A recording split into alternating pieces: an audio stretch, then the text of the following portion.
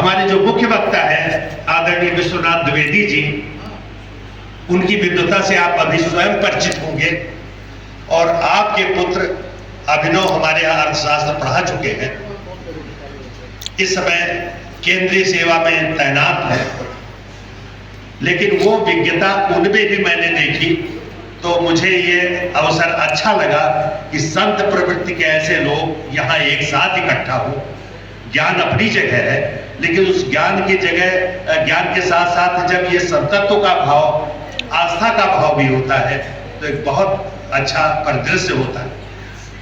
अब हम जरा बाहर के अपने पड़ोसी राष्ट्र नेपाल की बात करते हैं। ये अंतर्राष्ट्रीय सम्मेलन है और हमारे बीच में मैडम पांडे जी जो है, परिचय अभी आपको बताया टिंकू भैया ने, लेकिन इनका परिचय बड़ा विशद है। संपूर्ण नेपाल में सनातन के लिए कार्य करने, शिक्षा के क्षेत्र में कार्य करने, बालिकाओं की शिक्षा के क्षेत्र में कार्य करने का जो इनका कार्य क्षेत्र है वो संपूर्ण नेपाल है। और इस कुंभ के अवसर पर आपने यहाँ आने की इच्छा सहर्ष स्वीकार की थी तो उनका सानिध्य मिल रहा है। हमारे बगल में बैठे उबेदी जी जो स्वयं बड़े संत हैं और अभी मुझे जानकारी हुई कि पिछले 25 वर्षों से इन्होंने नमक नहीं खाया और संस्कृत विश्वविद्यालय को संभाल रहे हैं नेपाल में। सनातन की संस्कृति को, सनातन के और जितने भी प्रतीक हैं उनकी रक्षा में लगे हुए हैं। तो एक साथ इतने विद्वानों को मंच पर पाकर हम और हमारे सभी परिवार के सदस्य, हमारे प्राध्यापक जो बैठे हुए हैं, हमारे विद्यार्थीगण और शोधार्थी सब ज्ञान की पिपासा में बैठे हुए हैं कि आपके ज्ञान अमृत की कुछ बूंदें हम सबको प्राप्त हो।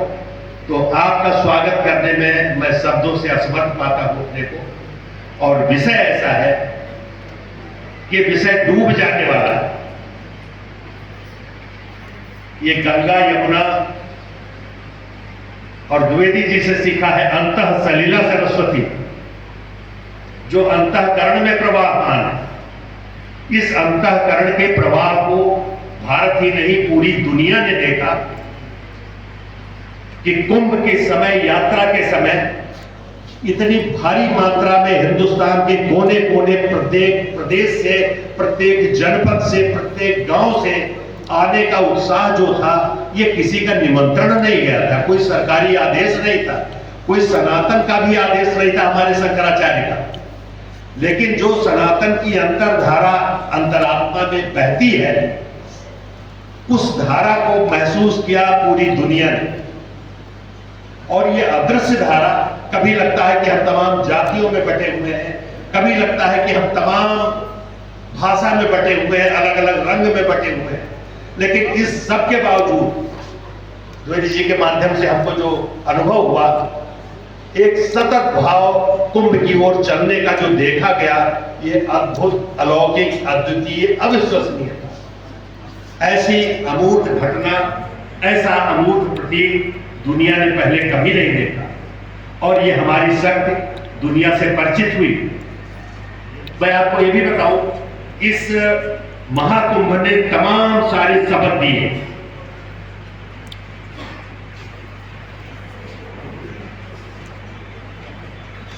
इतने सबक दिए हैं इस महाकुंभ ने।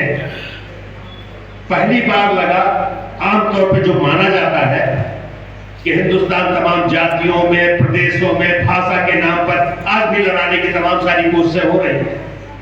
ये सब कुछ होते हुए